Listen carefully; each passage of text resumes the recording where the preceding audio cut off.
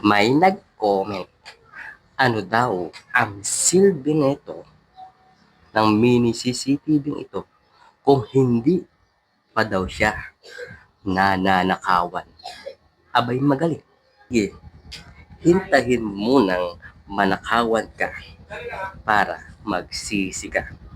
Sa bagay, ano bang mapapala mo dito sa mini CCTV ito kung hindi ka pa naman nga nananakawan? Ang galing, di ba? Pero sa iba naman, naninigurado lang. Kaya kagad sila bumibili nito. Siyempre, mag-iwais na sa panahon ngayon.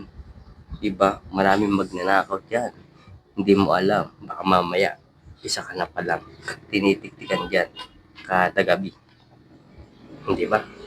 Saka mas maganda nito, lagi mo mababantayan ang bahay mo. Kahit malayo ka sa bahay mo. Diba? Ilagay mo lang to sa gedli-gedli ng pamamahay nyo. At kung gusto mo makita o kaya makita yung mga anakis mong lagi naiiwan, o di ba? Makikita mo, masisilayan mo pa. Kaya sa mga wala pa neto at gusto nang bumili neto, ayan, ilalagay ko lang sa yellow script. Alright.